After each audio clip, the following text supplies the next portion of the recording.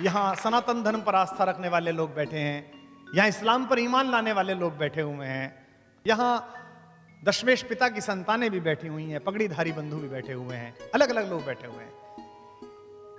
ये क्यों आ गए हैं? इसका कारण है इतने लाखों वर्षों में भी भगवान हमसे पराया है। हर बार आया है, हर बार आता है। कभी कृष्ण बनकर आता है, कभी राम बनकर आता है, कभी गुरु गोविंद सिंह जी बनकर आता है, कभी सल्लल्लाहु अलैहि वसल्लम हुजूर के रूप में आता है, कभी ईसा मसीह के रूप में आता है, कभी बुद्ध के रूप में आता है। उर्दू की शायरी कहती है, कितने अवतार हुए कितने पैगंबर आए, कितने अवतार हुए कितने पैगंबर आए, तू ना आया तेरे पैगाम बराबर आए। उसके पैगाम जरूर आते हैं, लेकिन हम बहुत शातिर हैं, मनुष्य बहुत शातिर है। मनुष्य से अधिक चालू जानवर पूरी पृथ्वी पर नहीं है, सबसे तेज जानवर है। और मनुष्य की यात्रा जानवर से शुरू हुई है और उसे देवता तक पहुंचना है, लेकिन वो बहुत तेज है। जो काम उसे कठिन लगता है उसे वो कोष्ठक में बंद कर देता है। ईश्वर पृथ्वी पर आया, हमें गले लगाया, हमारा दोस्त बना, हमारे साथ संबंध स्थापित करे, हमारा भाई बना। उसने करके दिखाया कि ऐसे होता है। हमको लगा ये तो बहुत मुश्किल है, बाप की माननी तो बहुत मुश्किल है, घर छोड़ के निकलना तो बहुत मुश्किल है। तो हमने कहा एक काम करते हैं, मुश्किल आसान करते हैं, ये ईश्वर है, इसे मंदिर में बंद कर देते हैं और फिर कहेंगे यार ये तो ईश्वर है, ये कर सकता है, हम तो आदमी हैं। हमने चालूपने से काम लिया। महात्मा गांधी के मार्ग पर चलना कठिन था, इसलिए हमने हर शहर में महात्मा गांधी मार्ग बना दिया।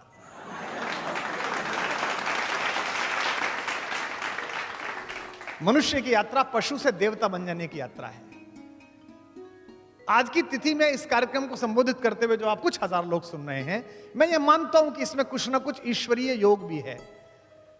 राम पर हिंदी की पहली बड़ी कविता खड़ी बोली के लिखने वाले मैथिली शरण गुप्त का आज जन्मदिन है। आज हरियाली तीज है। आज के दिन ही भगवान शंकर ने पार्वती को अपनी पत्नी के रूप में स्वीकार किया था। और आप में से बहुत सारे लोग जानते होंगे कि रामचरितमानस की जो राम कथा है वो यहीं से प्रारंभ होती है, जिसमें शंकर पार्वती को यह बता रहे हैं कि मैं किसकी पूजा करता हूं। आज ही का दिन तय हुआ, जब ये तिथि तय हुई तब मुझे भी पता नहीं था कि हरियाली तीज होगी।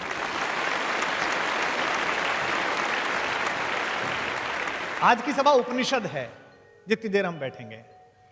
उपनिषद कैसे है? उपनिषद शब्द की बड़ी प्यारी व्याख्या। जब हमारे ऊपर आक्रमण हुए 10वीं शताब्दी के बाद से, तो शायद कुछ लोगों को पता हो, कुछ को ना पता हो, हमारे पुस्तकालय जला दिए लोगों ने आकर। गजनी आया, गौरी आया, उसने कहा किताबें इनको जला दो, आग लगा दो, तो किताबें नष्ट होने लगी। तो हमारे गुरुओं ने एक युक्ति तैयार की। उन्होंने कहा किताबों का अगर जला रहा है तो जला दो। गुरु ने जिसको 4 साल गुरुकुल में पढ़ाया, उसमें सबसे मेधावी जो छात्र था, जिसको बुद्धि जिसकी ठीक चलती थी, जिस स्मरण अच्छा होता था, उसको कहा कि मुझे गुरुदक्षिणा दोगे बेटा? शिष्य ने कहा गुरुजी मैं तो 4 साल पढ़ा हूं, आप बताइए मुझे क्या करना है। तो उन्होंने कहा गुरुदक्षिणा में मुझे कुछ सामान मत दो, ये 4 वेद हैं, इन्हें याद कर लो बस। इनको याद कर लोगे तो मैं मान लूंगा कि गुरुदक्षिणा हो गई। और एक मुझे कसम दो कि हर साल एक वेद किसी को याद कराओगे, एक विद्यार्थी को, ये 4 वेद। जिसने 4 वेद कंठस्थ किए, उस मेहनीय मेधावी विद्यार्थी को गोत्र नाम दिया गया चतुर्वेदी, 4 वेद याद करने वाला। इसके बाद जो दूसरा था, जिसे 3 वेद याद हो सकते थे, उसे कहा गया तू त्रिवेदी। जिसे 2 वेद याद हो सकते थे वो द्वेदी। जिसे मिश्रित ज्ञान प्राप्त हुआ, गीता भी पढ़ी, उपनिषद भी पढ़ा, शास्त्र भी पढ़ा, उसे मिश्र कहा गया। और जिसने गुरु के पास बैठकर सीखा, उसे उपाध्याय कहा गया, क्योंकि उसने उपनिषद किया। तो आज के दिन हम और आप उपनिषद कर रहे हैं। हम एक दूसरे के पास बैठे हैं और इस बात पर चर्चा कर रहे हैं। आप सोच के देखिए, आपकी कॉलोनी में जो 3 कोठी दूर रहता है, 3 फ्लैट दूर रहता है, जो आपके दोस्त रहते हैं, वो माहेश्वरी जी फोन करके कहते हैं कि यार वो गुप्ता जी मैं आपके घर आ रहा हूं जरा, मैं और मैडम आ रहे हैं। तो आप क्या करते हैं? सोफे पर जो तकिए उल्टे सीधे पड़े उन्हें थोड़ा ठीक कर देते हैं ना। लेकिन अगर दूसरे शहर से आपके बहनोई फोन करें कि भाई साहब आज शाम तो हम आपके घर आ रहे हैं, पकौड़ी बनवा लीजिए, तो आप चद्दर भी बदल देते हैं, बैठ के चद्दर भी बदल दो, कमरा भी ठीक रख दो। लेकिन अगर किसी दिन आपका कोई सुपरस्टार जैसे आप पसंद करते हो, सचिन तेंदुलकर, विराट कोहली, अमिताभ बच्चन, प्रधानमंत्री, कोई भी आपसे कह दे कि मैं आपके घर आ रहा हूं, तो आप इंटीरियर वाले को बुलाते हैं, कहते हैं सारा बदल दो, आगे से भी सही कर दो, पेंट ठीक कर दो, ये भी कर दो, बड़ा अतिथि आ रहा है, ज्यादा साफ सफाई करते हैं। तो जब इन सामान्य अतिथियों के आने पर इतनी साफ सफाई है, तो इस परिसर में तो राम उतरने वाला है, इसलिए ज्यादा साफ सफाई की आवश्यकता है, ज्यादा अच्छी। जिसे कहते हैं ना भक्त हो जाना विषय का। इसके विपरीत शब्द क्या है? इसके विपरीत शब्द है विभक्त। विभक्त कभी भक्त नहीं हो सकता। तो इस परिसर में बैठिए तो विभक्त होकर मत बैठिए, 100% इधर के होकर। मैं ये इसलिए कर रहा हूं क्योंकि मुझसे बड़े ने कहा, बाबा ने कहा, तुलसीदास ने कहा, स्वांते सुखाए तुलसी रघुनाथ गाथा। पर यह मेरी स्वयं की यात्रा है और इसका लाभ आपको भी मिलेगा। हर कला अपने आप शुरू होती है, स्वांते सुखाए शुरू होती है, अहेतुक शुरू होती है। अहेतुक बड़ा प्यारा शब्द है। जैसे 2000 किलोमीटर दूर समुद्र में 3 लहरें 4 लहरें बड़ी बड़ी लिपट के एक दूसरे से नाचती हैं, आधा किलोमीटर ऊंची उठ के। इसलिए नहीं नाचती कि सैटेलाइट उन्हें देखे, इसलिए नहीं नाचती कि वो डॉल्फिन जो बाकी तैर रही है उनका कोई वो डांस का कोर्स करवाना है, वो इसलिए नाचती है कि उनके अंदर ये ऊर्जा है। इसे अहेतुक कहते हैं। तो आज का ये सदन, आज का ये सत्र अहेतुक सदन है। मनुष्यता ने जितने सपने देखे हैं उनमें राम सबसे सुंदर सपना है, सबसे प्यारा सपना है। और हम कई बार अहंकार में होते हैं, आप भी होते हैं। इसमें महफिल में मैं देख रहा हूं कई IAS अधिकारी बैठे हुए हैं, कई RAS अधिकारी बैठे हुए हैं जिनसे मैं परिचित हूं, जो प्रशासन में काम करते हैं, कई डॉक्टर्स बैठे हुए हैं। सत्ता अहंकार करती है। विश्वामित्र जब लेने गए राम को तो दशरथ ने कहा इसे ही क्यों ले जा रहे हो, मेरी सेना ले जाओ, किसी और को ले जाओ। तो विश्वामित्र ने कहा कि 4 चीजें हैं जिनमें से एक आ जाए तो आदमी अहंकारी हो जाता है।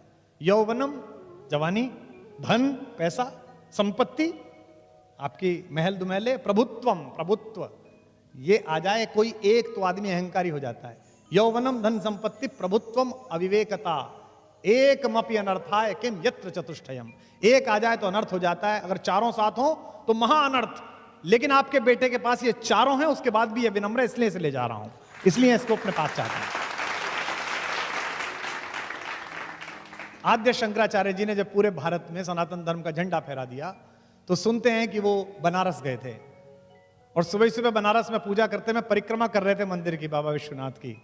अहम ब्रह्मास्मि कहते थे ना, उनका था अहम ब्रह्मास्मि, मेरे अंदर ब्रह्म है, आपके अंदर भी ब्रह्म है, सबके अंदर ईश्वर है।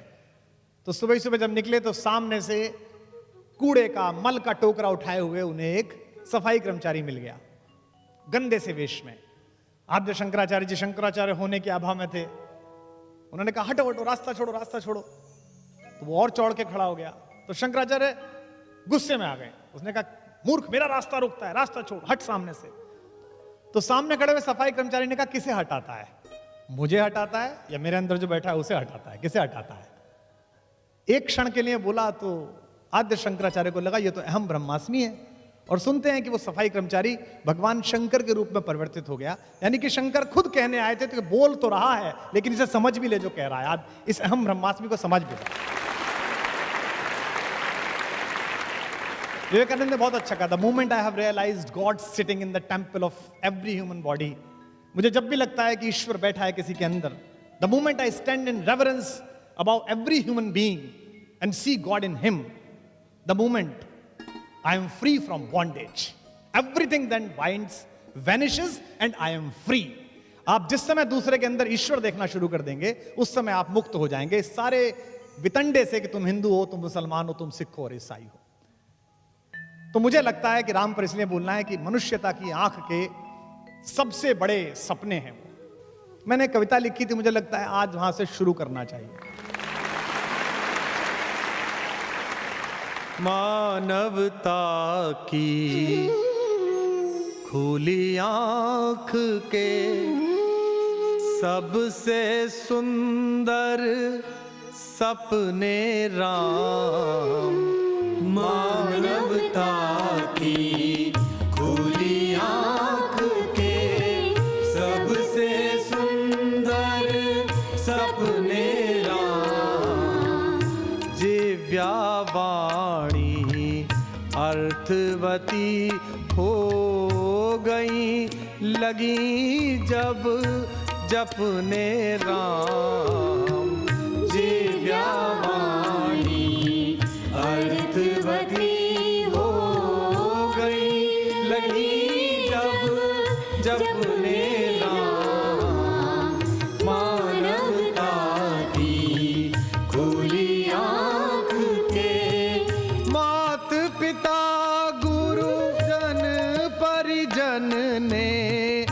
अपने अपने देखे थे। मात पिता गुरु जन परिजन ने अपने अपने देखे थे। दुनिया भर ने देखे अपने अपने अपने अपने राम। दुनिया भर ने देखे अपने अपने अपने अपने राम। अपने अपने अपने अपने अपने अपने अपने राम। मानवता की खुली आँख के सबसे सुंदर सपने राम। सूरदास के रसिक शिरोमणि मीरा के नटवर नागर। सूरदास के रसिक शिरोमणि मीरा के नटवर नागर। वाल्मीकि तुलसी कंबन के अपने अपने अपने राम। वाल्मीकि तुलसी कंबन के अपने अपने अपने राम। मानवता की खुली आँख के सबसे सुंदर सपने राम। अपने अपने अपने अपने अपने अपने अपने राम। मानवता की खुली आँख के। राम एक दिन में नहीं बने हैं, इवैल्यूएशन है, एक बड़ी परंपरा है जो उनके माध्यम से आई है। हम लोग विदेश से बहुत प्रभावित होते हैं। अगर मैं आपसे पूछूं कि मनुष्य का विकास कैसे हुआ, तो इस हॉल में बैठे हुए 90% लोग ये कहेंगे कि डार्विन की थ्योरी ऑफ एवोल्यूशन है। साहब, डार्विन की थ्योरी ऑफ, हम अपना धर्म नहीं पढ़ना चाहते, अपनी चीजें नहीं पढ़ना चाहते। हम गीता नहीं पढ़ना चाहते, हम कुरान शरीफ नहीं पढ़ना चाहते, हम दशमेश पिता का ज्ञान जो गुरु के रूप में उपलब्ध है उसे नहीं पढ़ना चाहते। कहने का तात्पर्य यह है कि हम धर्म को मानते हैं पर धर्म की नहीं मानते।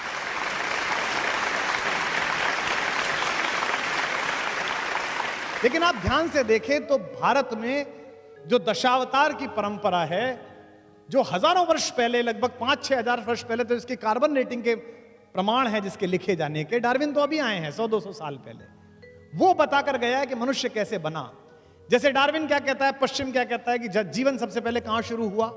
जल में शुरू हुआ, पानी में शुरू हुआ। हमारा पहला अवतार कौन है? मत्स्य अवतार, मीन, मछली कहां पैदा हुई? पानी में पैदा हुई। फिर उसके बाद कहता है कि आगे बढ़ी थोड़ी सी प्रकृति, तो एक ऐसी चीज पैदा हुई जो पानी में और जमीन पर दोनों चल सकती थी। क्या नाम है उसका? कछुआ, कच्छप अवतार। मीन, कमठ, सूकर, नरहरि। उसके बाद क्या आया? तीसरी चीज जो पानी, जमीन और कीचड़ तीनों को भेज सकता है, वो कौन है?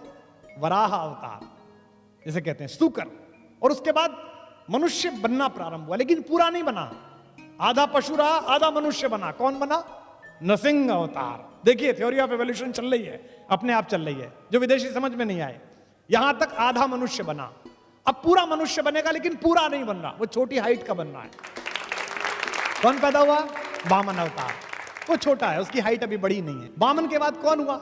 एक ऐसा पुरुष जिसे कहते हैं केवमैन, गुफा मनुष्य, जो कम कपड़े पहनता है, गुस्से में रहता है, हर समय कुलाड़ा हाथ में लिए लेता है, जिसका अपनी इंद्रियों और अपने क्रोध पे काबू नहीं है, जो अपने पिता के कहने पर मां की तरफ कुल्हाड़ा लेके चल देता है। कौन पैदा हुआ? परशुराम पैदा हुआ। देखिए, आप आगे चल रही है, जिनको समझानी पड़ी लक्ष्मण को कि ज्यादा उंगली मत दिखाओ, यहां कुम्हण बतिया को नहीं। परशुराम के बाद एक ऐसा मनुष्य पैदा हुआ जो है तो दीप्ति में परशुराम जैसा, लेकिन जो ज्यादा सामाजिक है, जो मर्यादा समझता है, जो इस प्रकृति में अब जो आगे चलेगा उसका नियमन करने आया है, उसकी मर्यादा स्थापित करने आया है, उसका नाम हुआ मर्यादा पुरुषोत्तम राम जो पैदा हुआ। तो एक तरीके से डार्विन की थ्योरी के साथ साथ आगे बात चल रही है। लेकिन राम कैसे हैं? राम शांत रहते हैं, प्रिंस चार्मिंग हैं, मुस्कुरा देते हैं, ज्यादा गुस्सा आते हैं, बड़े सीधे हैं, बड़े सरल हैं, सीधी बात करते हैं, विनम्र हैं। जब उनसे कहते हैं लक्ष्मण कि आप कब्जा क्यों नहीं कर लेते हो, मैं प्रतिमा नाटकम पढ़ रहा था, उसमें मैं देखा तो उन्होंने कहा 3 तरह के पातक होते हैं। जिस पिता ने रक्त दिया है उसके खिलाफ जाऊं, ये एक पातक है। जिस मां ने मुझे सगी मां से भी ज्यादा प्यार से पाला है, उसके खिलाफ जाऊं, ये एक पातक है। और पाप जिसकी सोच की सीमाओं के बाहर खड़ा होकर पराजित भाव से देखता है, उस भाई भरत के खिलाफ जाऊं, ये भी एक पातक है। तू मेरा भाई है, बता दे कौन सा पातक करके मरूं, बता कैसे करूं। वो राम पहले सामाजिक व्यक्ति हैं। तो राम का डीएनए जो है वो रिसेशन का डीएनए नहीं है, वो इवोल्यूशन का डीएनए है। इसलिए उनमें अपने घर के सारे लक्षण हैं। उनके एक पूर्वज है दिलीप, जिन्होंने गाय को बचाने के लिए अपना जीवन उत्सर्ग कर दिया। सच्चे वाले गौपालक थे, वो ऐसे वाले नहीं जो आजकल घूम रहे हैं, अच्छे वाले गौपालक। वो उसकी तरह गौ प्रेमी है, गाय को बचाने का संकल्प कहते हैं। विप्र धेनु सुरहित लीन मनुज अवतार, तुलसीदास जी ने कहा विप्र धेनु और देवताओं और संतों के हित में अवतार लिया है।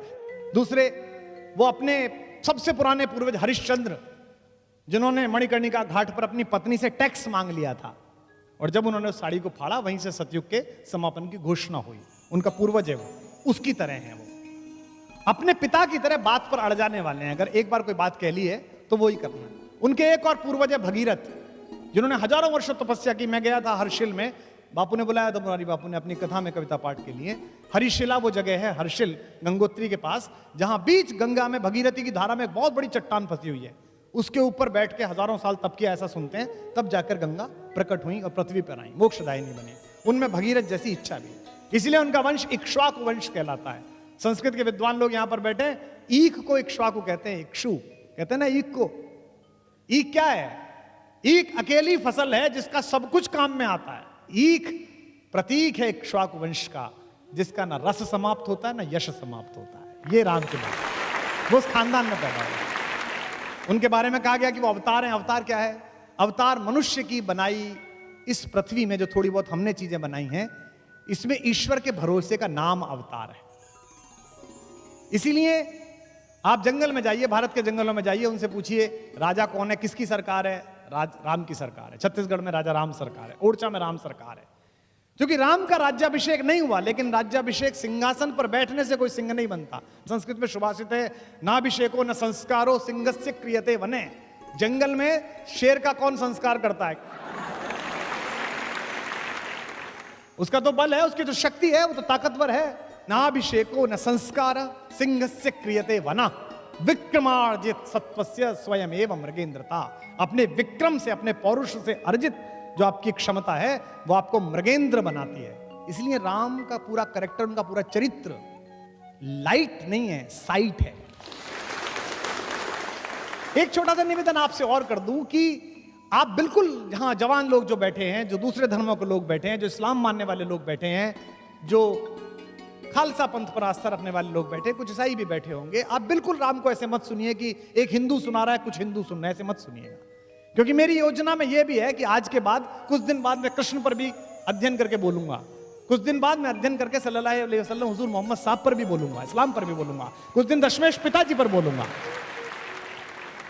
तो जितने भी लोग, उनमें हो सकता है कोई ना मानता हो राम को, मत मानिए, कहानी सुन लीजिए। अगर किसी ने कहानी भी लिखी है तो भी ऐसी कहानी लिखी है कि इस कहानी को ही ठीक से जी लेंगे तो सर्वश्रेष्ठ मनुष्य बनने की संभावना आपके अंदर पैदा हो जाएगी। आपका व्यापार, आपकी शिक्षा, सब कुछ सफल हो जाएगी। इस संसार को अंधकार से, उत्पीड़न से निजात दिलाने के लिए ये लोग आते हैं, जितने भी लोग आते हैं, चाहे भगवान जिस भी प्रकार से आते हैं। अच्छा, ये तो मानोगे कि ऐसा होता है जब लोकतंत्र में 5 साल की सरकारों में आप ऐसा करते हैं कि जो ज्यादा सिर पे तांडव कर ले उसे एक दिन बटन दबा के आप हटा देते हैं और कहते हैं कि नया लेके आओ। ये बात अलग है कि दूसरा उससे ज्यादा गति से तांडव करता है, तो फिर आपको लगता है अभी से कैसे करके लाओ। फिर कई बार आप वैकल्पिक व्यवस्थाएं करते हैं, वो दोनों से ज्यादा मिलकर ज्यादा करता है। हम अनुभव में है, हमें पता है उसका।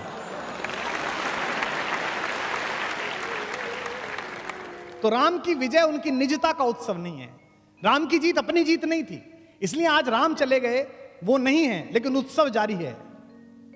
आप मुझे बताइए, जो क्रिकेट खेलने वाले लोग हैं, जिस समय आप उस वर्ल्ड कप की झांकी देखते हो जिसमें कपिल देव कप को उठा रहे हैं, तो कैसा अच्छा सा लगता है। जिस समय आप वो वाला दृश्य देखते हो जब बहुत नाराज सौरभ गांगुली अपनी शर्ट लहराते हुए घूम रहे हैं, तो कैसा अच्छा लगता है।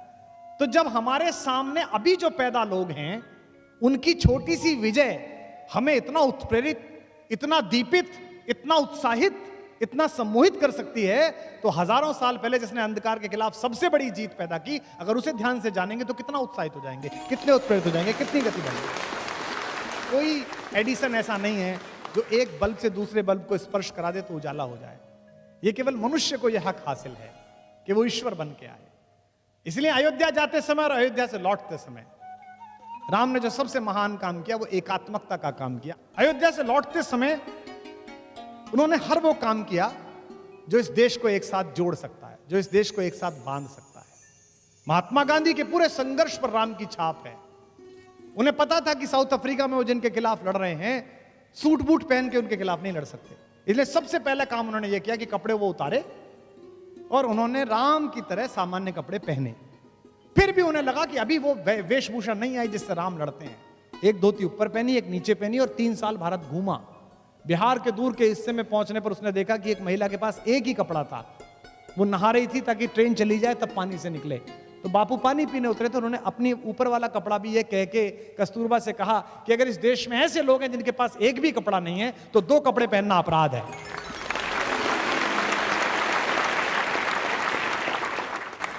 और मैं आश्चर्य में था कि मैंने 1942 में चर्चिल का भाषण पढ़ा, मैंने जो ब्रिटेन की पार्लियामेंट में उसने गांधी के खिलाफ दिया। चर्चिल बोला कि वो अधनंगा फकीर, वो ये चाहता है कि वायसराय का हाथी उसे सलामी दे। और जब मैं मानस पढ़ रहा था तो मैंने देखा कि जब अंगद समझाने गया रावण को कि मूर्ख मान जा, इस स्वराज की ताकत को समझ ले, तो रावण भी यही कह रहा था, अच्छा वो अधनंगा फकीर, वो तपस्वी, वो मुझे हराएगा। यानी कि हर बार रावण इसी प्रकार बोलता है। और एक बात ध्यान रखिए, जो अपने से बाहर नहीं आएगा, घर से बाहर नहीं आएगा, परिवार से बाहर नहीं आएगा, समाज से बाहर नहीं आएगा, वो बड़ा नहीं कर सकता। जो हिजरत करेगा, जो निकलेगा, वो बड़ा करेगा। हुजूर को भी जाना पड़ा सल्लल्लाहु अलैहि वसल्लम, मोहम्मद साहब भी हिजरत करने के लिए गए। बुद्ध ने पहली बार अपने बेटे बेटियों को अनुमति दी कि तुम बाहर जाओ।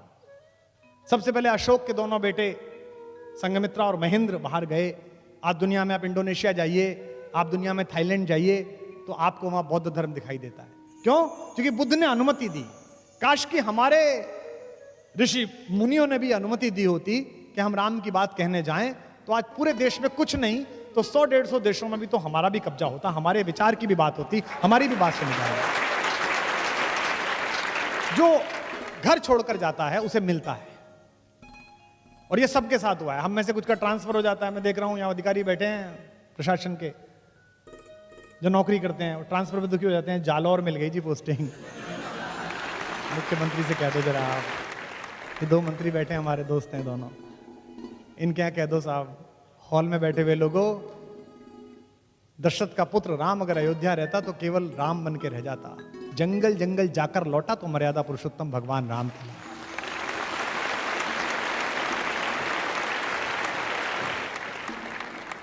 एक शेर मुझे उर्दू का याद आया, आप सबके भगवानों के नाम है, मेरे और आपके सबके।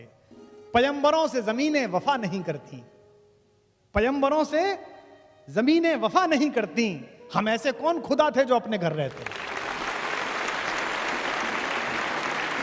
अयोध्या छोड़ी राम ने तो अपनी आनुवंशिक पोजीशनिंग छोड़ी। मैं अध्यात्म रामायण पढ़ रहा था तो उसमें बड़ा अच्छा उल्लेख था कि राम जंगल जाएं या ना जाएं, विश्वामित्र इस पे चर्चा कर रहे हैं वशिष्ठ से, तो राम वहां आ गए। तो पिता ने कहा कि तुम यहां मत बैठो, तुम्हारा ये निर्णय नहीं है, राजा का निर्णय, मैं और गुरुजी कर लेंगे। राम ने कहा आपका निर्णय है, लेकिन चूंकि मेरे बारे में निर्णय है इसलिए मेरा बैठना जरूरी है, मैं जाऊंगा। उनसे कहा अच्छा जाना ही है तो सेना साथ ले जाओ। तो उन्होंने कहा कि जंगल के लोगों की रक्षा अगर सेना से ही होनी थी और सेना ही ठीक थी तो मेरे जाने से क्या था। पिता ने कहा अंगरक्षक साथ ले जाओ। तो उन्होंने कहा कि अगर मुझे अपने अंगों की रक्षा करने की चिंता करनी पड़ी तो जिन्हें दूसरों को बचाने जा रहा हूं, दूसरों को रक्षा करने जाऊं, उन्हें क्या करके आऊंगा, उनसे क्या कह के आऊंगा। रास्ते में विश्वामित्र उनसे बात करते जाते हैं। विश्वामित्र कहते हैं लड़ोगे कैसे? तो उन्होंने कहा कौन लोग हैं, कैसे लोग हैं? तो विश्वामित्र ने कहा कि वो तो जंगली लोग हैं, तो बोले उनसे उनके साथ ही लड़ेंगे। बोले उन्हें कुछ नहीं आता है। तो विश्वामित्र ने कहा उन्हें कुछ तो आता होगा, क्या काम करते हैं? तो विश्वामित्र ने कहा उनमें से कुछ लोग तो लकड़ी का काम करते हैं, बांस का काम करते हैं। राम ने कहा हो गया काम, उनसे बांस के तीर बनवाएंगे, उनसे धनुष बनवाएंगे, हमारी आर्टिलरी तैयार हो रही है। और क्या करते हैं? बोले लोहार हैं, लोहे का काम करते हैं, भील हैं, बहुत अच्छे, उनसे भाला बनवाएंगे, तलवार बनवाएंगे, ढाल बनवाएंगे, आधा काम तैयार हो रहा है। बोले और क्या है? बोले वो पशु पक्षी बांधने का काम करते हैं। बोले उनसे घोड़ों की ट्रेनिंग कराएंगे। तो बोले वो तो अपने काम करेंगे, तुम्हारी सेना में क्यों रहेंगे? उन्होंने कहा सेना में नहीं ले जा रहा, उनको सेल्फ डिफेंस सिखा रहा हूं, आत्मरक्षा सिखा रहा हूं। इस पूरे देश को आताताई सोच के खिलाफ खड़ा करने वाले पहले कमांडर का नाम मर्यादा पुरुषोत्तम राम है, जिसने तैयार किया है। मित्र के साथ हो, भाई के साथ हो, अपनी पत्नी के साथ हो, पुत्र के साथ हो, आइडियल लाइफ स्ट्रक्चर कैसा खड़ा होना चाहिए वो राम का है। सबसे पहले अपने पिता के साथ, अपने भाइयों के साथ जो उनका व्यवहार है। आप में से कितने लोग जानते हैं, कितनों ने मानस वहां से पढ़ी है कि जब उनका राज्याभिषेक होना था तो उनकी एक ही शिकायत थी केकई से। केकई ने कहा कि बेटा तुम्हारा राज्याभिषेक होना है, तुम राजा बनोगे। तो उन्होंने एक ही शिकायत करी अपनी माँ से कि ये कौन सी खराब बात है, हम 4 भाई एक साथ पैदा हुए, हम एक साथ पले बढ़े, और केवल बड़े का राज सिंहासन मिलेगा, केवल उसका राज्याभिषेक है तो गलत बात है। हम चारों को राज्य मिलना चाहिए। उनकी अकेली शर्त थी जीवन में, यानी कि समाजवाद का पहला स्टेटमेंट, सोशलिज्म का। दूसरा मित्र के नाते वो कहते हैं कि जे न मित्र दुख होए दुखारी, तिनहि बिलोकत पातक भारी। अगर मेरे रहते मित्र दुखी है, चाहे वो सुग्रीव हो, चाहे विभीषण हो, चाहे केवट हो, उसके साथ देते समय जो उनकी विनम्रता है, जो संपत्ति शिव रावणी दीन दिए 10 मात। आपको पता है कि रावण को 10 सिर चढ़ाने पर, मैं ये नहीं मानता कि रावण के 10 सिर थे, हो सकता है कुछ लोग मानते हो। मुझे भी लोग कहते हैं कि साहब एक टाइम में 3 बुद्धि कैसे चलती हैं, चुटकुला भी याद आ जाता है, संस्मरण भी याद आ जाता है, कविता भी याद आ जाती है, यानी कि 3 तो अपने भी हो गए। तो वो ब्रह्मा के वंश में पैदा हुआ, पुलस्त मुनि के पुत्र विश्रवा का बेटा था। उसकी इंटेलिजेंसिया का जो क्वोशंट था वो 10 मस्तिष्क के बराबर था। वो इतना स्मार्ट और इतना ज्यादा इंटेलिजेंट था कि उसके पास 10 दिमागों के बराबर दिमाग था। तो कहानी चल गई कि भाई 10 सिर हैं उसके। ये सिर्फ मुहावरे हैं जिनको कालांतर में हमारी धार्मिक परंपरा ने सत्य सिद्ध कर दिया। हमारे पूरे धर्म की व्याख्या अधिकांशतः जिन लोगों ने की है वो श्रद्धा पर आयोजित है। भगवान ने ऐसा किया। मुझे राम क्यों प्रिय लगते हैं? राम के जीवन में चमत्कार नहीं है। आपने कभी नहीं देखा होगा राम को कि राम ने यूं करके आकाश में हाथ हिलाया और उसके बाद एक शस्त्र निकाला और फेंक दिया, ऐसा नहीं। सब कुछ अर्जित है जो अपना है। सबसे पहले जब जंगल में मिलने के लिए सारे लोग गए वनवास के समय, तो सबसे पहले प्रथम राम भेटी कैकेयी, सरल स्वभाव भगत मति गई। तीनों माँ आकर खड़ी हुई, कौशल्या आकर खड़ी हुई, कैकेयी आकर खड़ी हुई, सुमित्रा आकर खड़ी हुई। राम उठे, राम को पता चला माँ आई हैं, गुरुजी आए हैं। सोच के देखिए आप, राम क्या ऐसे हैं कि ये सीनियोरिटी नहीं जानेंगे, हायरार्की नहीं जानते वो, कि पहले अपनी माँ के पैर छूं, फिर सुमित्रा के छूं, फिर कैकेयी के छूं। सबसे छोटी हैं वो तो, लेकिन उनको पता है कि इनके मन में दुख है, इनके मन में गिल्ट है, इसलिए अगर मैं सबसे पहले पैर छू लूंगा तो ये मानद हो जाएंगी, इनको मान्यता मिल जाएगी। आज मैथिली शरण गुप्त का जन्मदिन है। उन्होंने इस प्रसंग को कहा है कि तदनंतर बैठी सभा उठज के आगे, तदनंतर बैठी सभा उठज के आगे। रात को सब बैठ गए, चांदनी रात है, सब बैठे हुए हैं, बात कर रहे हैं। अब राम को मनाने के लिए लोग आए। तदनंतर बैठी सभा उठज के आगे, नीले वितान के तले दीप बहु जागे। टकटकी लगाए नयन सुरों के थे वे, परिणाम उत्सुक उन भयातुरों के थे वे।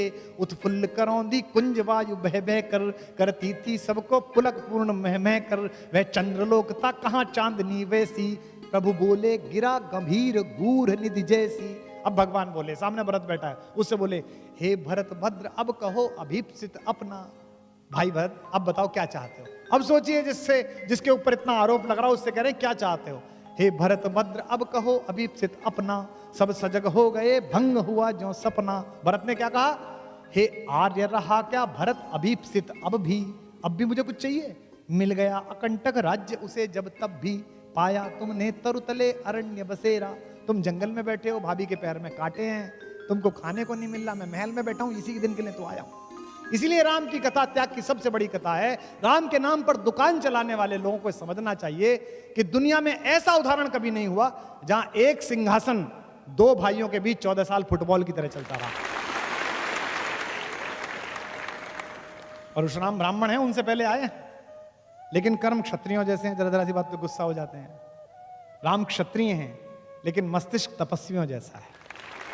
जब एग्जाम का रिजल्ट आता है जब नंबर आने शुरू होते हैं बच्चों के, बच्ची का रिजल्ट आना शुरू होता है तो क्या करते हैं, बच्चे का रिजल्ट आना शुरू में समझाना, सुबह कहते हैं बहुत अच्छा बेटा तुमने यू डिड वेल, तुमने बहुत अच्छा किया, जो भी रिजल्ट आएगा इट्स ओके, डिप्रेशन में ना आ जाए, हैं बच्चे को।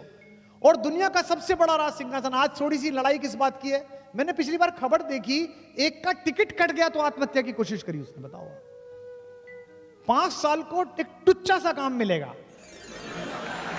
बहुत छोटा सा है। मैंने 2-3 बार बांटा है तो मुझे पता है कि ले जाओ, बहुत टुच्चा सा काम मिलेगा, और इतनी चिंता कि वो आत्महत्या करने को तैयार हो गया। सोचिए पूरी पृथ्वी का राजा बनना था उसको, छोटा मोटा मामला नहीं था, पूरी पृथ्वी का राजा बनना था उसको, एक पूरे भारत का नहीं, पूरी पृथ्वी का। पृथु उनके घर में ही पैदा हुए, जो देश में बड़ा है वो उनके घर में पैदा हुआ। अज, रघु, दिलीप, पुररवा, नहुष, इक्ष्वाकु, भरत, जितने बड़े पैदा हुए सब उन्हीं के खानदान में, मानदाता सब उनके घर में पैदा हुए। लेकिन उस पृथ्वी का शासन उन्हें पाना था, वो इलेक्टेड क्राउन प्रिंस थे। और अचानक एक बंदी ने आके कहा कि युवराज आपको महाराज याद कर रहे हैं। उत्साह में भरे हुए राम लक्ष्मण दोनों पहुंचे तो देखा कमरे में अंधेरा है, पिता बैठे, उन्होंने कहा पूछा जी पिताजी क्या बात है। पिता ने कहा कि बेटा वो कल राज्याभिषेक नहीं हो पाएगा, तुम सुबह अपनी पत्नी को लेकर 14 वर्ष के वनवास के लिए चले जाओ।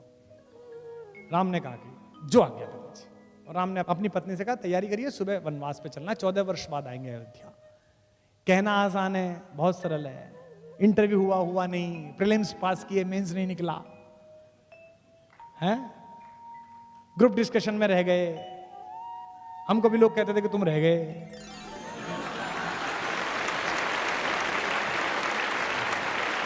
कहना आसान है, लेकिन मानस पड़ी है, राम जी आए तो बहुत सरल है।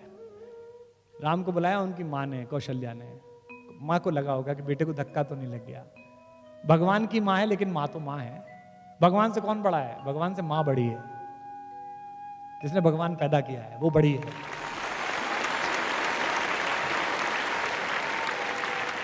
इसलिए तुलसीदास जी शुरू में प्रणाम करते हुए कहते हैं बंदों कौशल्या दिशि प्राची, प्राची दिशा के समान जो कौशल्या उन्हें प्रणाम कहता हूं, जिनकी कोख से सूर्यवंशी राम पैदा हुआ है। माँ ने पूछा कि बेटा क्या हो गया, माँ को सब पता है। तो राम ने ये नहीं कहा कि मुझे जंगल भेज दिया, भरत को राजा बना दिया, माँ मेरा सिंहासन छीन लिया, मेरा क्राउन छीन लिया। कितनी पॉजिटिविटी है जो सीखनी है लाइफ में आज के बाद से, इस हॉल से जाते हुए। कल भी बात करेंगे इस पे। कौशल्या ने पूछा बेटा क्या हुआ, तो राम ने कहा माँ पिता दे ही मोहि कानन राजू, मुझे जंगल का राज्य दे दिया पिता ने, मैं जंगल का राजा बना। कितनी सुंदर बात है।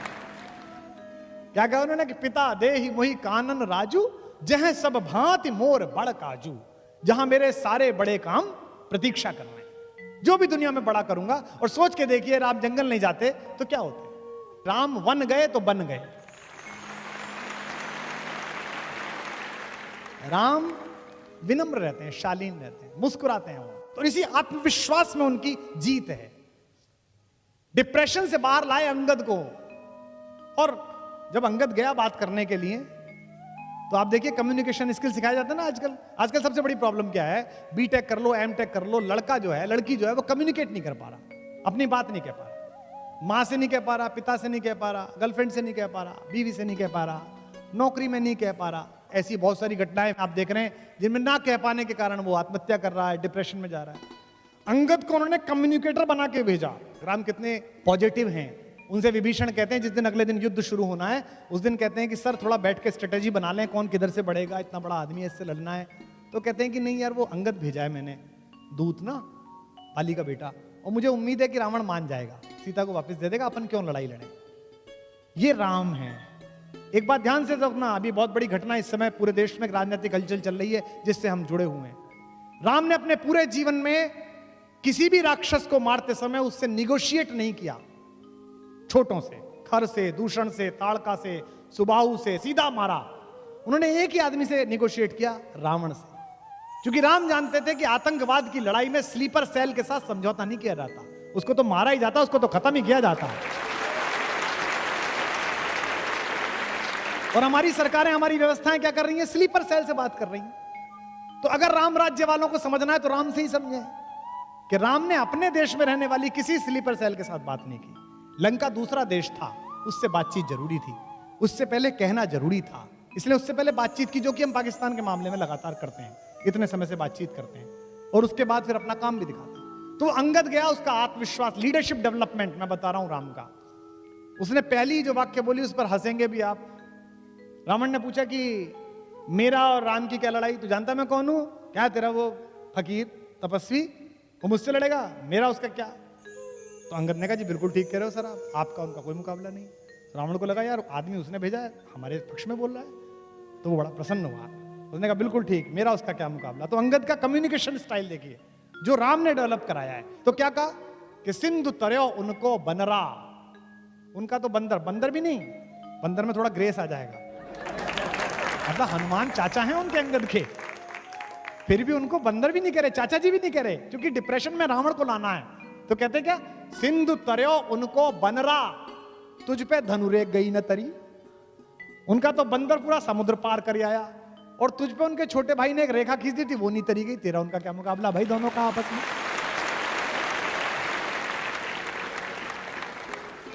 कि सिंधु तरयो उनको बनरा, तुम पे धनुरेख गई न तरी, तुम पे। अच्छा छंद है। सिंधु तरयो उनको बनरा, तुम पे धनुरेख गई न तरी, तुम पे धनुरेख गई न तरी। वानर बांधत सो न बंधो, उन बारिधि बांध के बाट करी, उन बारिधि बांध के बाट करी, उन बारिधि बांध के बाट करी। अज हूँ रघुनाथ प्रताप की बात, तुम्हें दश कंठ न जाए परी, तुम्हें दश कंठ न जाए परी। तेलनि तूलनि पूछ जरी न जरी, गढ़ लंक जलाए जरी धड़ी, लंक जलाए जरी। तेरा सारा तेल लगा, तेरा सारा कपड़ा लगा, एक बंदर की पूंछ जलाने के चक्कर में तूने अपना पूरा नगर जलवा लिया, बताया। और तू कह रहा है कि उनसे लड़ने चलेगा, उससे लड़ने चलेगा। इसलिए जो कम्युनिकेशन स्किल है, विभीषण से संवाद जो राम ने किया, वो साधन और साधना के बीच का संवाद है। बड़ी अद्भुत बात है। राम की शक्ति पूजा, आप में से शायद अधिकांश लोगों को पता होगा कि राम और रावण के युद्ध में एक दिन ऐसा आया था जिस दिन राम की सेना पराजित हो गई थी, तोड़ फोड़ मचा दी थी रावण ने, जिस दिन रावण खुद आया था। महाप्राण निराला ने कविता लिखी है राम की शक्ति पूजा। रवि हुआ अस्त ज्योति के पत्र पर लिखा, अमर रह गया राम रावण का अपराजेय समर। आज का तीक्ष्ण विदिक्ष प्रकर वेग प्रखर, शतशैल शंवरणशील नील नवगर्जित स्वर, विच्युत वन्य राजीव नयन हत लक्ष्मण, लोहित लोचन रावण मदमोचन महायान। ऐसी कविता लिखी है। उस दिन सब बेहोश हो गए, सुग्रीव बेहोश हो गया, सौमित्र बेहोश हो गए, लक्ष्मण सब बेहोश हो गए। राम लौटे तो राम बहुत दुखी थे। जामवंत ने समझाया, जामवंत सबसे सीनियर हैं सेना में, मतलब सबसे फाइनल पोजीशन पे, ब्रिगेडियर जनरल से भी ऊपर हैं। उन्होंने राम से कहा कि इतना क्यों दुखी होते हैं, वही आपका हाथ है, वही आपका तूणीर है, मार लेंगे, इसे कोई दिक्कत नहीं है। किसी किसी दिन होता है, सामने वाले का दिन होता है, किसी किसी दिन नहीं होता। राम ने कहा ऐसा नहीं है। जब मैं युद्ध लड़ रहा था तो मैंने एक बात देखी, रावण नहीं लड़ रहा था, रावण के साथ शक्ति लड़ रही थी, दुर्गा लड़ रही थी, देवी लड़ रही थी। और ये अजीब बात है कि मैं धर्म के साथ हूं, मेरे साथ नहीं लड़ रही, उसके साथ लड़ रही हैं। तो जामवंत ने कहा अगर ऐसा है तो युद्ध हम संभालेंगे, आप पूजा करिए। तो 108 कमल मंगाए गए। यह दशहरा क्यों मनाया जाता है, ये आज शायद कुछ लोगों को पता चलेगा। हम तो कहते हैं कि रावण हरा दिया, ऐसा हुआ नहीं। ये जो शक्ति की पूजा, नवरात्रि की पूजा क्यों है, 9 दिन राम ने ध्यान धारण किया और 108 कमल वो चढ़ाते थे, एक एक कमल शक्ति के चरणों में चढ़ाते थे, त्रिपुटी में साधते थे, इमेज बनाते थे, जैसे सूफी लॉ लगाते हैं, जैसे साधु लॉ लगाते हैं, वो ध्यान में चढ़ते चले गए। आखिरी दिन जिस दिन आया, जिस दिन उनको वर मिलना था शक्ति का, 107 कमल जब उन्होंने चढ़ा दिए तो देवी ने सोचा कि इसका एग्जाम लेती हूं कि कितना भक्त है। वो आखिरी नील कमल उठा के ले गई। राम ने यूं करके थाली में हाथ फिराया तो देखा कि कमल ही नहीं है। तो वो ध्यान से नीचे उतरे और देखा कि कमल नहीं है। उन्हें लगा अब साधना भंग हो जाएगी। निराला लिखते हैं कि राम की आंखें भीग गई। राम ने कहा, दिख जीवन जो सहता ही आया है विरोध, दिख साधन जिसके लिए सदा ही किया शोध, जानकी हाय उद्धार प्रिया का हो न सका। ये 3 लाइन है, लेकिन चौथी लाइन राम की, इसी के कारण वो राम है। दुखी है कि अब क्या करूंगा, सब हार जाऊंगा। दिख साधन जिसके लिए सदा ही किया शोध, दिख जीवन जो सहता ही आया है विरोध, जानकी हाय उद्धार प्रिया का हो न सका। पर एक और मन रहा राम का जो न थका। उन्होंने कहा ऐसा थोड़ी चलेगा, ऐसे पूजा थोड़ी उठा दूंगा। तो राम ने क्या किया? राम ने कहा कि माँ कहती थी मुझको राजीव नयन, मुझको कहती थी कमल के जैसे आंख वाला है मेरा बेटा, तो अभी 2 कमल के फूल मेरे पास हैं। तो राम ने अपना एक तीर निकाला अपने तरकश में से और उसको हाथ से पकड़ के उसकी फलक आंख की तरफ ले गए कि अपनी एक आंख चढ़ा देता हूं।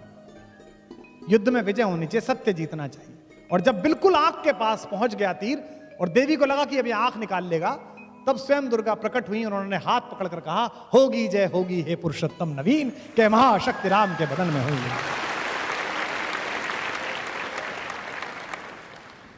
तो इसलिए जितनी भी लड़ाइयां हैं, जब भी कभी आपको कोई आदमी साधन से इकट्ठा एक सामान्य व्यक्ति को परेशान करने की कोशिश करे, उसके पास ज्यादा शक्ति हो, उसके पास ज्यादा साहस हो, तो आप ध्यान रखना कि आपके घर का एक बड़ा आदमी सिखा गया है कि साधन महत्वपूर्ण नहीं है, साधना महत्वपूर्ण है।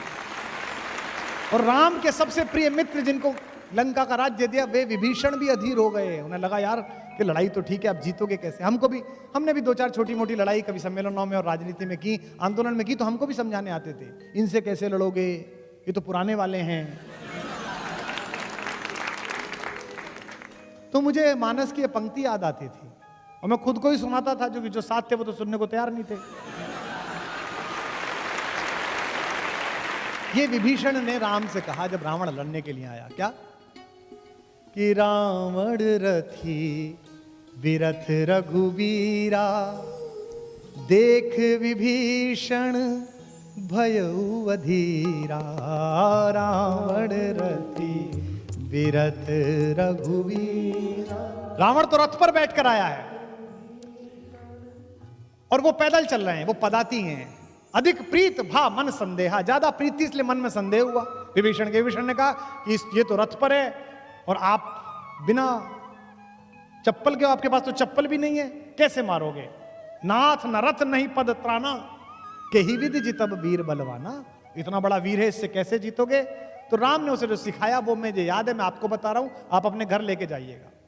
राम ने कहा कि मैं जिस लड़ाई में उतरा हूं दोस्त, उस लड़ाई में मिसाइल्स की जरूरत नहीं है। तो उन्होंने कहा कि इस लड़ाई के लिए साधना की आवश्यकता है, साधन की आवश्यकता नहीं है। उन्होंने कहा क्या क्या है? इसके पास तो बड़ा रथ है नाथ, आपके नीचे तो पदत्राण भी नहीं है, कही विधि जितब वीर बलवाना, इस बलवान से कैसे जीतेंगे? तो उन्होंने कहा कि सुनो सखा कह कृपा निधाना, ज्यों जय होई सियंदन आना। मैं तुझे बताता हूं भाई मेरे दोस्त, इस युद्ध में जीतने के लिए जो रथ चाहिए वो मेरे पास है। अब विभीषण को रथ दिख नहीं रहा, राम कह रहे रथ है। इसी में आपके जीवन के संघर्ष की गति है। उन्होंने कहा मेरे पास रथ है। कौन सा रथ है? मेरे पास जो रथ है उसमें 2 चक्के लगे हुए हैं, तुझे दिखेंगे। कौन से? सौरज धीरज ते ही रथ चाका, शौर्य और धैर्य 2 चक्के हैं। एक तरफ शौर्य है, एक तरफ धैर्य है। अगर बड़ी लड़ाई लड़नी है तो शौर्य भी रखना पड़ेगा और धैर्य भी रखना पड़ेगा। दुनिया की आधी मूर्खताएं अधैर्यता के कारण हुई हैं। तो कहते हैं धैर्य और शौर्य 2 मेरे रथ के चक्के हैं। और बल विवेक दृढ़ ध्वजा पताका, बल और विवेक से दृढ़ हुई मेरी धर्म की ध्वजा है मेरे इस रथ के ऊपर। सत्यशील दम परहित घोड़े, सत्य और शील और परहित दूसरे का हित करना, सत्य बोलना, शीलवान रहना, ये घोड़े हैं मेरे। और क्षमा दया कृपा रज जोड़े, इससे किससे जोड़ रखा है? क्षमा से, दया से और कृपा से, इन 3 से जोड़ रखा है। पूरी राम की कहानी एक सिमिली है। कहते हैं कि इस रथ पर चढ़कर मैं लड़ रहा हूं और जब तक मैं इस रथ पर चढ़कर लड़ रहा हूं तब तक मेरा कुछ नहीं बिगाड़ सकता कोई भी।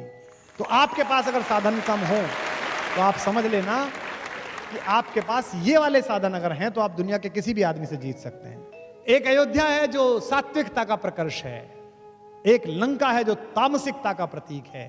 इन दोनों के बीच लड़ाई है, लेकिन राम इन दोनों के बीच की लड़ाई के लिए राजाओं को साथ नहीं लेते।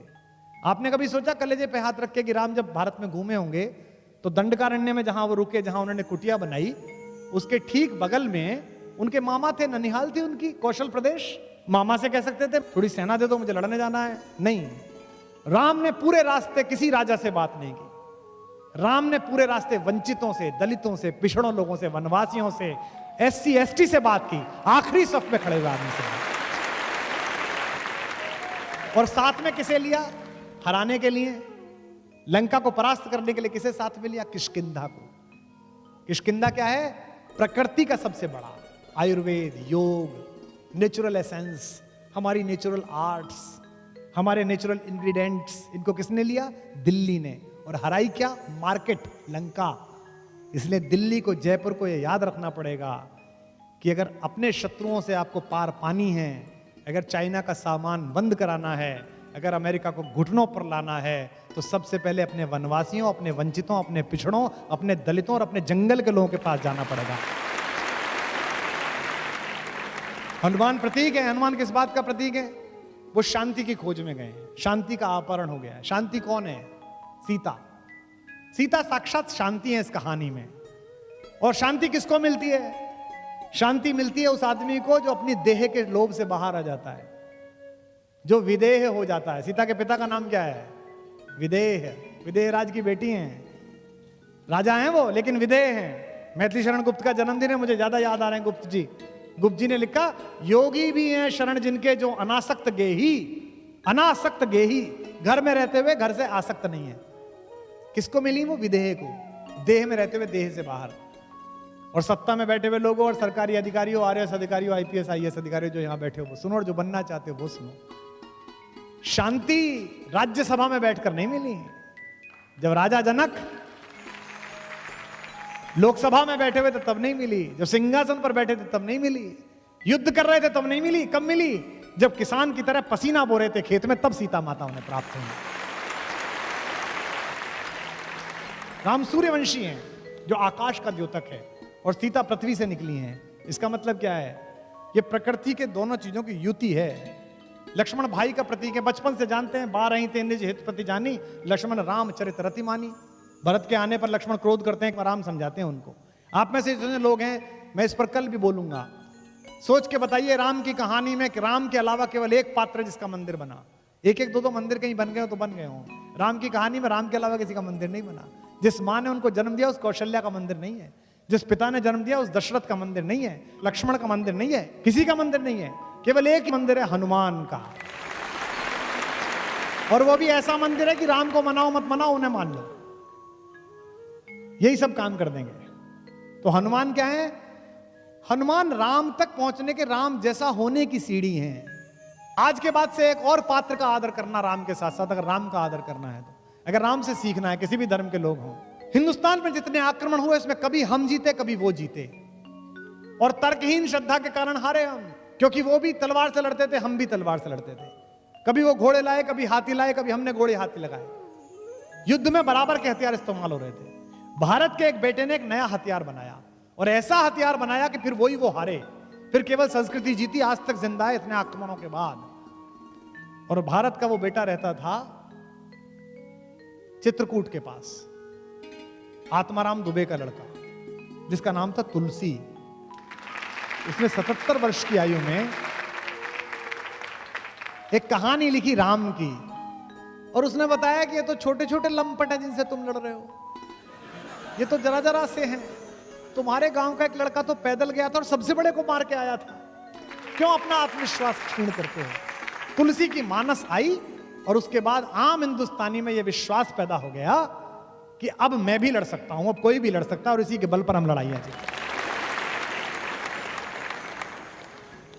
शक्ति विनम्रता भी पैदा करती है और अहंकार भी पैदा करती है। इसीलिए यक्ष ने युधिष्ठिर से पूछा कि भगवान का भोजन क्या है? युधिष्ठिर ने बताया कि भगवान अहंकार खाता है। रावण को अहंकार है, ना सत्य मानता है ना तथ्य मानता है। तथ्य क्या है? तथ्य है कि भी हार चुका है तू। राम और रावण में एक पंक्ति का अंतर है, रावण इच्छाओं के पाश में बंधा है और राम इच्छाओं से परे जा चुके हैं। रावण में पावर ऑफ पनिशमेंट है, राम के पास राइट ऑफ पनिशमेंट है।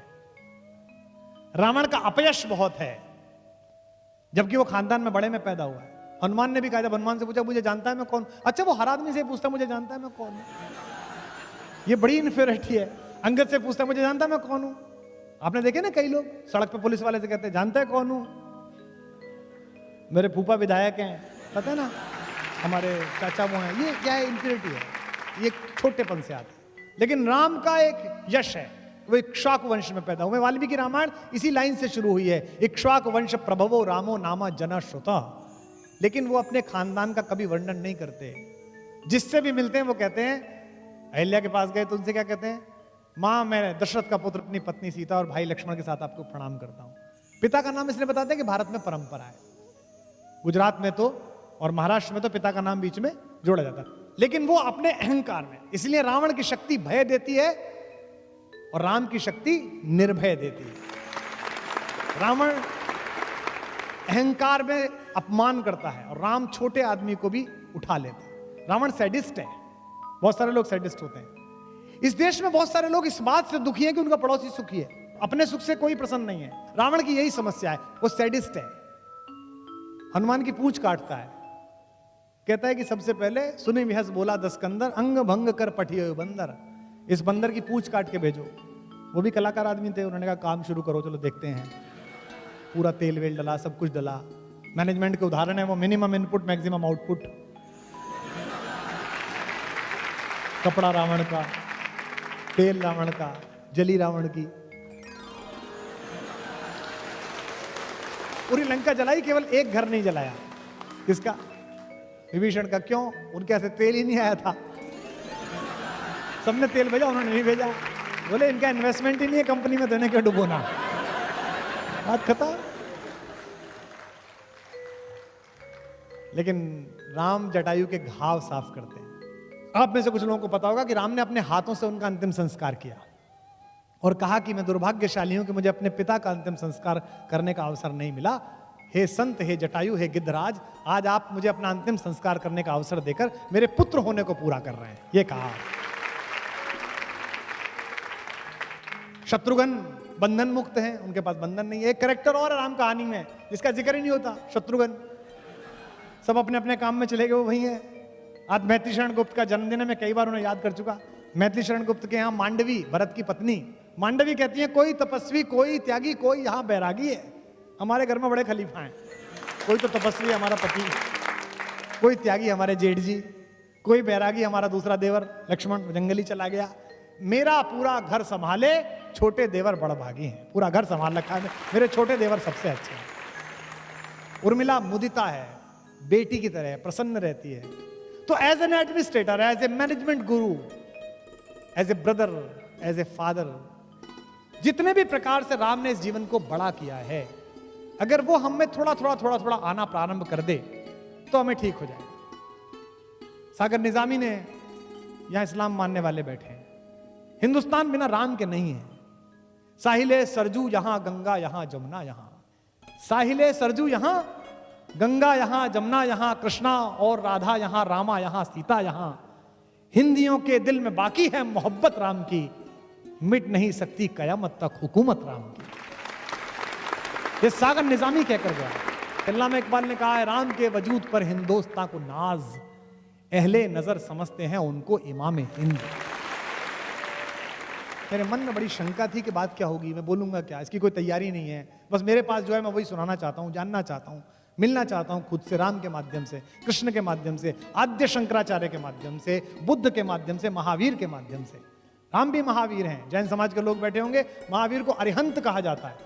अरिहंत मतलब जिसके शत्रु मर गए हों, जबकि उन्होंने किसी को मारा नहीं है। तो शत्रु को मारने का क्या तरीका है? या तो शत्रु को मार दो या शत्रु को मित्र बना लो। अपने शत्रु को मित्र बना लो तो आप अरिहंत हो जाओगे। इसीलिए जैनियों के 24 के 24 तीर्थंकर क्षत्रियों से आए हैं। समझ लीजिए, जो वीर नहीं हो सकता वो महावीर नहीं हो सकता। क्षमा शोभती उस भुजंग को जिसके पास गरल हो। तो इसलिए पूरी राम कहानी का जितना विस्तार है, जिस पर मैं कल भी चर्चा करूंगा जितना मुझे स्मरण आएगा, और आज जो लोग आप में से कुछ प्रश्न देंगे, एक बात तो मैं आपको स्पष्ट कर दूं कि मेरा कोई डिक्लेरेशन नहीं है कि मुझे सब पता है। सर्वज्ञ होने का डिक्लेरेशन नहीं है। और ये डिक्लेरेशन तो जयपुर में खत्म हुआ था 1993 में। पहली बार मैंने नौकरी शुरू की, मेरे 2 विद्यार्थी सुनने आए हैं। एक तो पुलिस में काम करता है, यहाँ पर इंस्पेक्टर है, आज सुनने आया, बोला गुरुजी सुनने आऊंगा। मैंने कहा तब ढंग की बात सुनी होती तो ज्यादा बड़ा अफसर बनता, जब मैं पढ़ाता था क्लास। क्योंकि लोगों को जो अहंकार है कि मुझे सब पता है, ये उनकी यात्रा को समाप्त करने जैसा है। मैं यहाँ राजस्थान में जब इंटरव्यू देने आया था, कॉलेज का नाम नहीं बताऊंगा, मुझे याद है 1 जुलाई का इंटरव्यू था। यहाँ एक हिंदी के बड़े प्रोफेसर थे, मेरे पिताजी के दोस्त थे। मैं उनके घर पर रुक गया 30 जून की रात को। मुझसे बोले कि क्यों आए थे? मैंने कहा जी वो कल उस कॉलेज में इंटरव्यू है लेक्चरर का, हिंदी के असिस्टेंट प्रोफेसर का, उसके लिए आया हूँ। बोले तू मुझसे फोन करके पूछ लेता। वहां तो फलाने जी जो प्रोफेसर है उनकी बेटी का होगा, पहले से ही तय है। तो मैंने कहा 150-200 लोग बुला लिए, इनका क्या? बोले दिन भर चाय समोसे खाएंगे, सुनेंगे। बोले मुझे ही जाना था इंटरव्यू में, लेकिन अब मैं नहीं जा रहा हूँ, तो तू क्या करेगा? मैंने कहा जब आया हूँ तो जाऊँगा, इंटरव्यू तो दे के आऊँगा। मैं सुबह से बैठा रहा, मेरा नाम विश्वास कुमार शर्मा है, तो वी पे मेरा नंबर आया। आखिर में जंगल में कॉलेज था, वो वहाँ कुछ मिलता नहीं था, समोसे और चाय। समोसे में खाता नहीं, चाय कितनी पीऊँ? उन दिनों चाय और चाय वाले लोकप्रिय भी नहीं थे।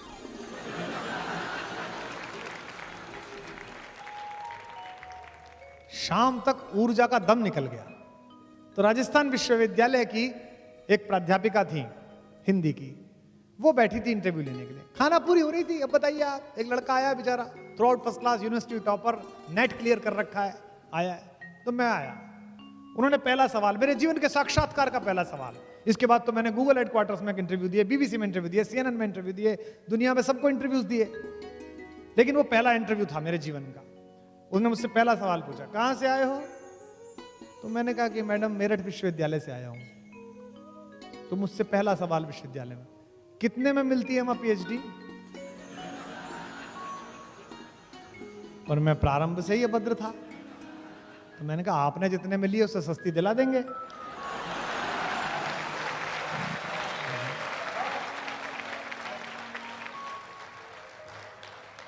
तो बोली कि वो छकपका गई, लोग हंसने लगे अंदर जो बैठे थे। बोली आप तो साक्षात्कार देने के मूड में नहीं लग रहे। मैंने कहा जी मैं तो कल रात से मूड में हूं। तो बोली अच्छा क्या पूछे हैं आपसे? मैंने कहा कुछ भी पूछिए। तो कहने लगी कि अच्छा आप सर्वज्ञ हो, क्या सब आता है आपको? मैंने कहा नहीं मैडम, सर्वज्ञ तो मेज के उस पार होते हैं, मेज के इस पार तो अल्पज्ञ होता है। तो मैं अल्पज्ञ हूं। तो मुझसे बोली कि आप ज्यादा विराट प्रतिभाशाली लग रहे हो, इतना छोटा कैंपस आपकी प्रतिभा संभाल नहीं पाएगा। तो मैंने कहा जी जो आप कह रही हैं अंदर से मेरे भी यही आवाज आ रही है। और ये कह के प्रणाम करके मैं निकल लिया। मुझे लगता है कि अगर उस दिन उन्होंने मुझसे ठीक से व्यवहार कर लिया होता तो मेरी जिंदगी ठीक ना होती। जो अपने से बाहर आया उसको सारा संसार मिला। तो एक तो मुझे यह भ्रम नहीं है, कल भी मैं इस पर चर्चा करूंगा, कि मुझे कुछ अधिक पता है। मुझे ऐसा लगता है, मैं इस समय ऐसा सोचता हूं कि आइंस्टाइन पढ़ाते हो आप अपने बच्चे को, आइंस्टाइन की जीवनी पढ़ो। आप चार्ली चैपलिन पढ़ाते हो कि चार्ली चैपलिन पढ़ो। आप कहते हो कि गांधी से सीखो, आप कहते हो नेल्सन मंडेला से सीखो। जब इनसे सबसे सीख सकते हैं तो हमारे घर में जो बड़े हुए उनसे हम नहीं सीख सकते हैं। तो जितनी भी कहानी है, जितनी भी अगर कहानी की तरह भी सुनो, तो अपने आप में ये एक गाइडलाइन ऑफ लाइफ है जो जीवन में सीख सकते हैं। अभी जो धर्म की जितनी भी व्याख्या हैं, वो सारे व्याख्याकार राम को उस तरह से बताने की कोशिश अधिकतम लोग कर रहे हैं जैसा राम ग्रंथों में है। मैं कहता हूं आज इस सभागार से हम सब अपना अपना राम लेके जाएं। और महिलाएं बैठी हैं यहां पर, महिला सशक्तिकरण का सबसे बड़ा एपिटॉम है राम। वाल्मीकि रामायण में पढ़िए, जब अहिल्या के पास गए तो पूछा कि ये किसका आश्रम है, इतना उजड़ा हुआ सा, इतना सुंदर है लेकिन उजड़ा हुआ क्यों है? तो किसी ने कहा कि गौतम की पत्नी है, इनके ऊपर अपयश का दाग लग गया है। बोलती नहीं है, बात नहीं करती है किसी से। ये कैसी स्त्री है जिसके खिलाफ एक अफवाह फैला दी गई है, गंदगी फैला दी गई है। वाल्मीकि रामायण में आप देखिएगा तो राम जाते हैं और पैर छूकर कहते हैं कि मां, मैं दशरथ का पुत्र राम अपनी पत्नी सीता और भाई के सहित आपको प्रणाम करता हूं, चरण स्पर्श करता हूं। अगर कोई महिला जो इतनी ज्यादा समाज में त्याज्य हो, उसे देश का सबसे बड़ा आदमी मां कहने लगे, तो समझ लीजिए उसका कॉन्फिडेंस कितना लौटेगा। इसीलिए जो पत्थर जैसी बन गई थी वाल्मीकि रामायण में, शिला नहीं है अहिल्या, शिलावत हैं, पत्थर की तरह हैं। राम ने आदर का चरण छुआ तो उनके अंदर जिंदगी लौट आई। तो जितने भी लोग हैं वो अपना अपना राम यहां से लेके जरूर जाएं। और आपके प्रश्न अगर मुझे मिलेंगे तो मैं भी समृद्ध होऊंगा। आपके प्रश्न अगर मुझे जानकारी मिलेगी तो मैं भी समृद्ध होऊंगा। ये जो कुछ भी चल रहा है, जो पिछले 30 वर्षों में किया है, कवि सम्मेलन के नाम पर, कविता के नाम पर, इसने लोकप्रियता दी है, इसने प्रतिष्ठा दी है, लेकिन आज जो मैंने आपके साथ दिया, इसने मुझे आत्मिक शांति दी है, अंदर से खुशी दी है।